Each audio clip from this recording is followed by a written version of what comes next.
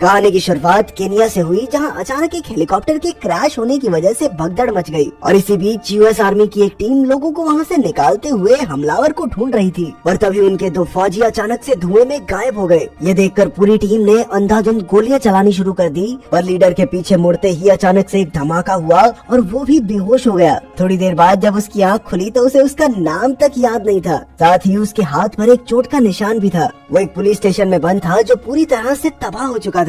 और थोड़ी देर बाद जब उसने दीवार से एक ईंट हटाकर बाहर देखा तो अपने चारों तरफ मची तबाही को देखकर वो काफी डर गया। वो चीख चीख कर मदद मांगने लगा, पर तभी बगल वाले कमरे में बंद एक महिला कैदी ने उसे चुप रहने को कहा, क्योंकि उसकी इस हरकत की वजह से उन दोनों की जान खतरे में पड़ सकती थी। उस महिला का नाम नादिया था, जो एक फ्रेंच डॉक्टर के तौर पर काम करती थी। नादिया ने उसे बताया कि पूरी दुनिया पर मशीन जैसे दिखने वाले रोबोट्स ने हमला कर दिया है। ये सुनते ही वो आदमी बहुत डर गया और फिर से मदद के लिए चिल्लाने लगा। तभी कुछ आदमी उस पुलिस स्टेशन में आए और अपने साथ लाए हुए कैदी को मारने के बाद उन्हें याद आया कि अमेरिकन को पकड़ने पर खास इनाम मिलता था। वो अमेरिकन लड़का उनकी भाषा जानता था और इसीलिए वो उनके साथ समझौता करना चाहता था, और उन लोगों ने उसकी बात सुने बिना ही उस पर हमला कर दिया और उनके ग्रुप लीडर से लड़ाई करते वक्त वो दोनों खिड़की से नीचे गिर गए। इधर बचे हुए दोनों गुंडे नादिया को पकड़ने के लिए आगे बढ़े और उसने किसी तरह उनकी बंदूक छीन कर उनमें से एक को गोली मार दी और दूसरे आदमी ने नादिया के ऊपर काबू पाकर उसे दीवार के साथ चिपका दिया।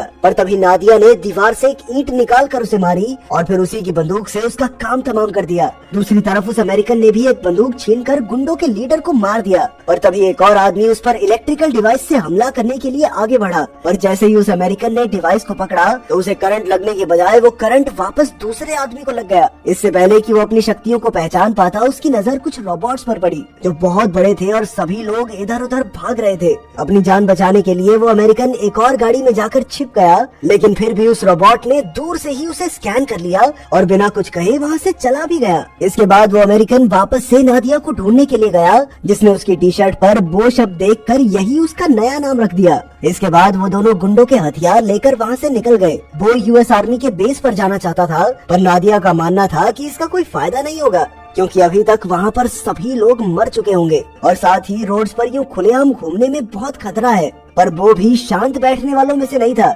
इसलिए आखिर में नादिया को भी उसका साथ देने के लिए तैयार होना पड़ा। इसके बाद वो दोनों एक गाड़ी उठाकर अपनी मंजिल की ओर निकल गए। वो की आंखों के सामने अक्सर पुरानी यादों की झलक आती थी, पर उसे ठीक से कुछ भी याद नहीं था। उसी वक्त उनके ऊपर कहीं से गोलियां चली और उनकी गाड़ी सीधा जाकर टकरा गई। गाड़ी से निकलते ही वो समझ गए थे कि उन्हें केनियन सोल्जर्स ने घेर लिया है। नादिया ने उन्हें अपने बारे में बताकर शांत करने की कोशिश की, पर बो के हाथ में बना सर्कल टैटू देखकर वो सिपाही बहुत गुस्से में आ गया। उनके मुताबिक वो दोनों डिश नाम के ग्रुप का हिस्सा थे। वो ने उनका ध्यान भटकते ही उस सिपाही की बंदूक छीनकर कुछ सिपाहियों को गोली मार दी और फिर अपने टैटू के बारे में पूछा, जिस पर सिपाही ने जवाब दिया कि बॉर्डर के पास यूएस आर्मी का एक रडार सिस्टम बना हुआ है। वहाँ सभी लोगों के शरीर पर बिल्कुल ऐसा ही टैटू बना हुआ है और सबका मानना था कि इन अजीब से रोबोट्स को धरती पर बुलाने में भी डिशेस का ही हाथ था। तभी एक और सिपाही ने बो के ऊपर हमला करने की कोशिश की, पर बो ने बड़ी आसानी से खुद को बचाकर उसे नीचे गिरा दिया और उसे गोली मारने से पहले कुछ पुरानी यादों ने उसका ध्यान भटका दिया।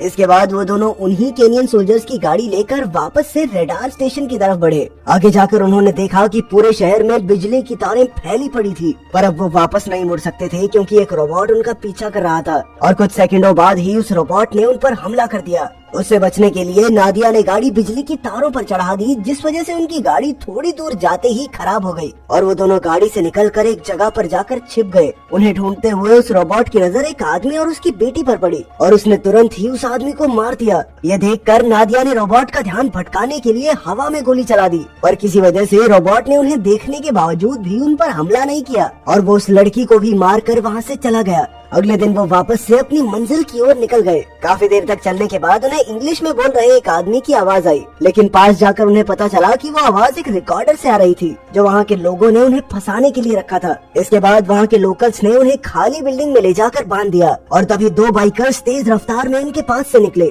बाइकर्स के पीछे आ रहे रोबोट को देखकर वो समझ गया कि वो लोग उन्हें बलि का बकरा बनाकर रोबोट को तबाह करना चाहते हैं। रोबोट के पास आते ही सभी ने उस पर हमला कर दिया और एक आदमी ने उसके ऊपर चैन फेंक कर उसे नीचे गिरा दिया, पर तभी पीछे से कुछ और रोबोट भी वहाँ आ गए। उन्होंने साथ मिलकर ज्यादातर लोकल्स को मार डाला अपने आसपास चल रही लड़ाई के दौरान वो ने किसी तरह अपना हाथ खोला और वो दोनों एक जगह पर जाकर छुप गए, जिसके बाद वो रोबोट्स बाइक पर सवार उन लोगों का पीछा करते हुए वहाँ से निकल गए। थोड़ी देर बाद उन्होंने वापस अपनी मंजिल की ओर चलना शुरू कर दिया। एक ब्रिज को पार करते हुए बो की नजर नीचे से आ रही लाइट पर पड़ी और उसने तुरंत ही उस तरफ गोली चला दी, लेकिन ध्यान से देखने पर पता चला कि वो लाइट स्टैंडर नाम के एक फोटोग्राफर के कैमरे की थी। स्टैंडर के पास एलियंस के हमले की बहुत सारी तस्वीरें थी और इन्हीं तस्वीरों को खींचते हुए स्टैंडर बुरी तरह जख्मी हो गया था और अब उसके मुताबिक वो जिंदा नहीं बचने वाला था। तभी उन्हें पास में हुए एक धमाके की आवाज सुनाई दी और वो तीनों एक खाली बिल्डिंग में छुप गए, जहां स्टैंडर की नजर बो के हाथ में बने टैटू पर पड़ी, जिसे वो तुरंत ही पहचान गया।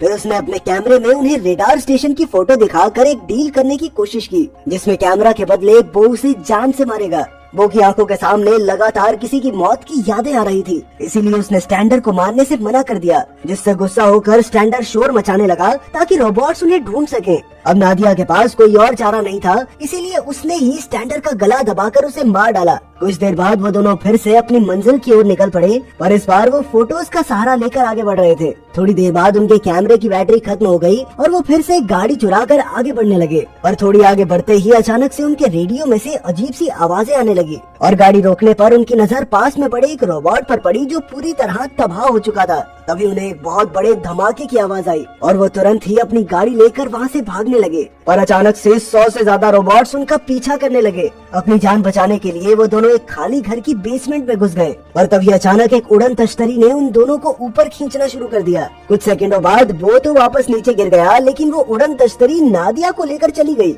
नीचे गिरते ही बो बेहोश हो गया और घंटों बाद होश में आने पर बो ने देखा कि उसकी टांग पर एक गहरी चोट लगी हुई थी। थोड़ी मरहम पट्टी करने के बाद उसके पास आगे बढ़ने के अलावा कोई और चारा नहीं था। काफी देर तक चलने के बाद आखिरकार वो रेडार स्टेशन पहुंच ही गया, पर उसके वहां पहुंचने से पहले ही रेडार स्टेशन पूरी तरह तबाह हो चुका था। फिर उसकी नजर दीवार पर बनी एक ताजा पेंटिंग पर पड़ी और वो उस पेंटिंग को बनाने वाले को ढूंढने के लिए एक शहर में पहुंचा, जहां उसकी नजर कुछ लोगों पर पड़ी जिनके पास रोबोट्स को हराने के लिए हथियार थे। तभी दो रोबोट्स उसके पास आए और उसे स्कैन करके वापस चले गए। इस छोटी सी घटना से बो की याददाश्त वापस आ गई, लेकिन दिमाग ओवरलोड होने की वजह से वो बेहोश होकर नीचे गिर गया। थोड़ी देर बाद आंखें खुलने पर बो ने देखा कि कुछ लोग उसे उठाकर एक सुरक्षित अंडरग्राउंड कमरे में ले आए थे, जहां डॉक्टर ने सबसे पहले उसके पैर में लगी चोट का इलाज किया और फिर उसे वहां लाने वाले कारा और जूमा उससे मिलने के लिए आए। बो की कहानी सुनने के बाद जूमा ने बताया कि अब नादिया कभी वापस नहीं आने वाली, पर कारा को ये समझ नहीं आ रहा था कि आखिर उस उड़न तश्तरी ने बो को क्यों छोड़ दिया। और इन्हीं सवालों का जवाब ढूंढने के लिए वो लोग रॉड्रिक नाम के एक इंजीनियर के पास पहुंचे,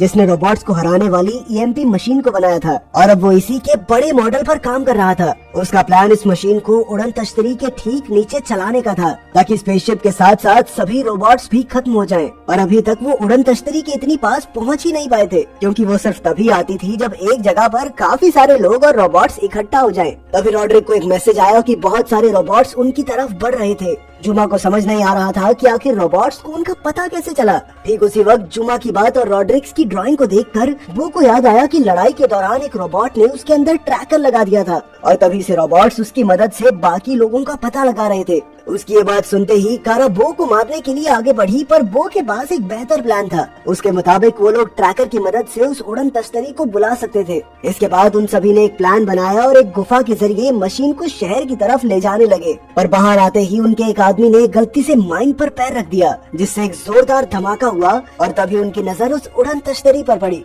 वो उसका पीछा करते हुए वापस से गुफा में घुस गए, पर तभी एक रोबोट ने उन पर गोली चला दी, जिसमें 2 और आदमी मारे गए। थोड़ी दूर चलते ही 2 छोटे रोबोट्स ने उन पर हमला कर दिया, जिसमें कारा भी जख्मी हो गई। उन्होंने मिलकर इन दोनों रोबोट्स को तो खत्म कर दिया, लेकिन तभी पीछे से कुछ और रोबोट्स उनकी तरफ बढ़ने लगे। इसीलिए कारा ने वहीं रुककर रोबोट्स को रोकने का फैसला किया और बाकी सबके निकलते ही कारा ने ग्रेनेड्स फोड़कर पीछे आ रहे रोबोट्स को खत्म कर दिया। आखिरकार बो और उसके साथी बाकी रोबोट्स और उड़न तश्तरी के पास पहुंच ही गए। मौका मिलते ही बो ने ईएमपी से एक रोबोट पर हमला कर दिया, जिससे वहां खड़े लोगों को भागने का मौका मिल गया। और रोबोट्स ने भी उन पर गोलियां चलानी शुरू कर दी, जिसमें रॉड्रिक की बड़ी ईएमपी मशीन की बैटरी खराब हो गई। रॉड्रिक ने उसे ठीक करने की जी तोड़ कोशिश की, लेकिन कोई फायदा नहीं हुआ। तभी बो को याद आया कि वो ट्रैकर लगने की वजह से उसके शरीर में एक खास ताकत भी आ गई थी। इसके बाद बो ने अपने एक हाथ से गिरे हुए रोबोट को पकड़ा और एक हाथ से ईएमपी की बैटरी को। इससे बो को तो बहुत दर्द हुआ, पर रोबोट की सारी बिजली ईएमपी मशीन में चली गई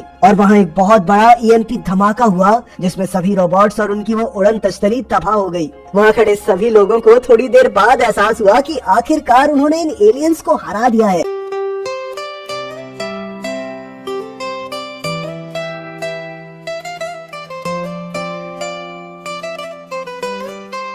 तू अखियां दे ना देने, तू दिल दे करीब या माही मेरे सूनिया, तू जान दे करीब या।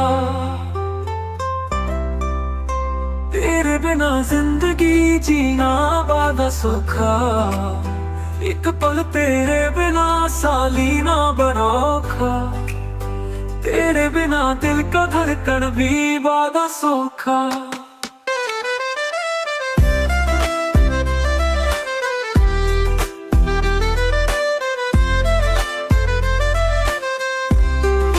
तू अखियां दे ना दे यार, तू दिल दे करीब यार, माही मेरे सूनिया, तू जान दे करीब यार।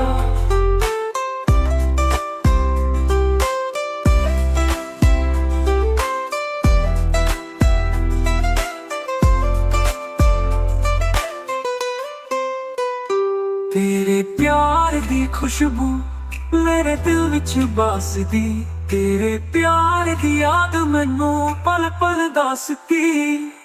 मैं तेरे नाल रहना, तेरे नाल ही मैं जीना, तेरे प्यार विच खुश रहना, तेरे प्यार विच ही मैं पागल हो जाना।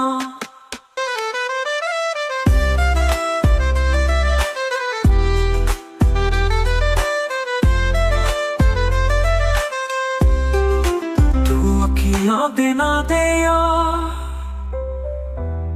तू दिल दे करीब यार, माही मेरे सूनिया,